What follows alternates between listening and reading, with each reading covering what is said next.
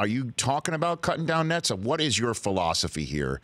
Do you just come out flat out and say it right now that you have a shot? Well, yeah, you obviously put yourself in that position. It's one thing about talking about, going to a Sweet 16 or Elite Eight or a Final Four where you got to get yourself in that position, and our guys have been able to do that. But we got a tough task in front of us. Virginia is very good, very mentally, physically tough, great coach. So, we're going to have to play well. We're going to have to shoot the ball well. It was crazy last night in our game, Tennessee and us. We both shot 50% from the free throw line and 50% from three. And I don't think I've ever seen a box score that way from two good teams that can't make a free throw but can make tough threes. It was insane. It really was. Matt Painter, a few more minutes left with the Purdue head coach here. So walk me through, the listeners and viewers of this show through. You hang up and you're just going to be grinding Virginia tape for the rest of the day? I mean, you've got a short turnaround here, obviously, against a very tough 1 seed. Yeah, well, we play a night game tomorrow. So just, both teams, you try to settle in after having a long night and obviously a very emotional night of, playing and winning and grinding out. We obviously had an overtime game, but we were the first game. So, we'll go and do a walkthrough now, shoot some free throws, stretch. That's about it. We don't do a whole lot in between.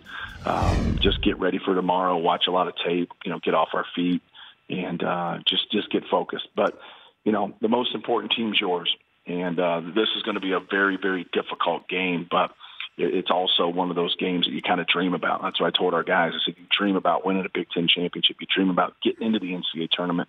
But now having a chance to play, for a Final Four, you just got to lay it all on the line. But you also have to have a looseness about you.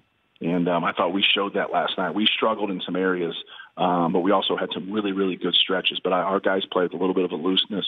And you can still use that word and have discipline and have an edge to you. And so, but when you're shooting the basketball and you're moving on offense, man, you have to be ready to shoot. You got to be ready to play, and you got to believe in yourself. Now, I'm just wondering what it's like for you, having, spent as much time as you did at Purdue as a player for Gene Keady. You are now the second most tenured coach in the Big Ten behind Tom Izzo, and there's Gene Keady in the row behind you, watching you coach, watching this team go through, trying to get to the first Final Four appearance for the school since Katie's first year there back in 1980. Do you pause for a second and wonder what the kid who played at Purdue would think about this whole situation? A little bit. Obviously you've been somewhere for a while. I was there 4 years as a player, 1 year as an assistant. Now this is my 14th year as the head coach. But, I feel like I have an advantage over a lot of guys that take jobs just because this is my alma mater, but also the blueprint of what he created and his discipline. And, he has a great program. I think anybody can have a good team, but can you have a good program and have consistency and graduate your guys and do it the right way? And so, from him and, Bruce Weber, I learned from two really good guys that get it. So I think that's definitely helped us in our league. It's important to know how to navigate within your league. And obviously those two guys were very successful, at Purdue in the Big Ten. Do you hear from Breeze every now and then? I read his tweets. I don't know him personally, so it's not.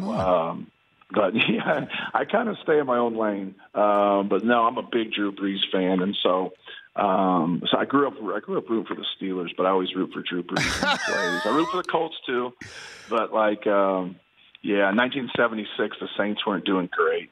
But the Steelers were, and Franco Harris was my favorite player, so I've always been a Steelers fan. But Drew Brees has been unbelievable for our school. There's a lot of guys that, do well and have success that are, marquee type guys, Hall of Fame, type guys. But he's given back so much to Purdue, and we're really grateful for him. So, you want me to make that connection? I can make that happen. I should do this. I'm trying for him to have one less person bothering him in his life. So he could just enjoy here the last, whatever it is. Probably for him, the last 5 years of his career, knowing the success he's had and how well he's done. Yeah, and again, I guess it's the color scheme. Steelers and obviously Purdue's color scheme is pretty close. The Rich Eisen Show, weekdays at noon Eastern on Audience.